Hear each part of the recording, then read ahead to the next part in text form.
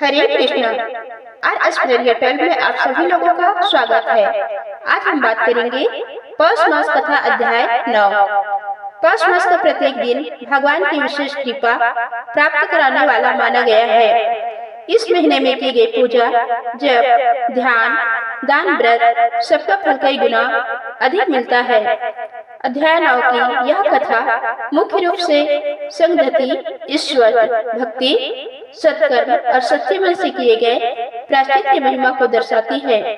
यह कहानी भक्तों को यह समझाती है कि मनुष्य चाहे कितनी ही कठिन परिस्थितियों से क्यों न गुजर रहा हो, लेकिन यदि वह सच्चे मन से प्रभु का स्मरण करे तो उसका जीवन बदल सकता है। कथा का आरंभ। प्राचीन समय में एक नगर में धर्मपाल नाम का एक व्यापारी रहता था। वह आकार प्रकार से सुंदर, स्वभाव से मधुर और व्यापार में अत्यंत कुशल था। उसके घर में धन की कोई कमी नहीं थी। पत्नी सत्यवती, पुत्र शरण और पुत्री धन्या सभी मिलकर सुखी जीवन व्यतीत करते थे। लेकिन समय एक सा नहीं रहता। धीरे धीरे व्यापारी के व्यापार में घाटा होने लगा। जो दुकानें पहले में लाभ में रहती थी वे बंद होने लगी। घर का खर्च चलाना मुश्किल हो गया। सत्यवती चिंता में डूब जाती। परिवार में तनाव बढ़ने लगा। धर्मपाल जो पहले उदार और दयालु था अब चिड़चिड़ा होने लगा। उसे लगता था कि शायद उसके किसी पाप का फल उसे मिल रहा है। एक दिन नगर में एक तेजस्वी महात्मा आए। लोग दूर दूर से उनके दर्शन करने के लिए आते थे। धर्मपाल भी संत के पास पहुंचा। संत ने उसे देखकर कहा, वत्स, तुम्हारा चेहरा चिंता से घिरा हुआ है, बताओ क्या दुख है। धर्मपाल ने अपने जीवन की सारी व्यथा सुनाई। गुरुवर, व्यापार नष्ट हो गया, धन समाप्त हो गई, परिवार में कलह बढ़ गया है, मन में शांति नहीं मिलती, शायद मैंने ही कोई गलती की है। संत मुस्कुराए और बोले, मनुष्य का जीवन उतार चढ़ाव से भरा है, परंतु यदि वह ईश्वर की शरण में जाए तो राह निकल ही जाती है। आने वाला पौष मास अत्यंत पवित्र होता है। इस मास में यदि तुम नित्य भगवान नारायण की उपासना करो, दीपदान करो और एक व्रत धारण करो तो तुम्हारी बाधाएं समाप्त होगी। तुम मन से पुकारो, मार्ग स्वयं बन जाएगा। धर्मपाल ने सिर झुकाकर कहा, हे स्वामी, मैं आपकी आज्ञा का पालन करूंगा। पौष मास शुरू होते ही धर्मपाल ने अपने घर में एक छोटा सा पूजा स्थान बनाया। वह नित्य प्रातः स्नान के बाद भगवान विष्णु का ध्यान करता, तुलसी को जल चढ़ाता और दीपक जलाता। उसकी पत्नी सत्यवती भी व्रत में सम्मिलित हो गई। वह पति के साथ मिलकर पूरे घर में शांति, भक्ति और अनुशासन का वातावरण बनाने लगी। हर दिन पौष मास की महिमा सुनना, संत कथा पढ़ना और परिवार को भी सुनाना, यह उनकी दिनचर्या बन गई। पौष मास का दूसरा सप्ताह चल रहा था। एक रात अचानक धर्मपाल के घर में चोरी हो गई।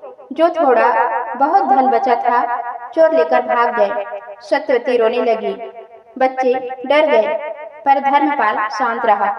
उसने परिवार से कहा, शायद यह भी भगवान की कोई परीक्षा है। यदि हम टूट गए तो भक्ति का क्या अर्थ। यह समय विश्वास बढ़ाने का है, कम करने का नहीं। उस रात धर्मपाल ने भगवान के सामने घी का दीपक जलाकर प्रार्थना की, जो हुआ वह आपकी इच्छा से हुआ है। मुझे धैर्य दे, विवेक दे और सही रास्ते पर चलने की शक्ति दे।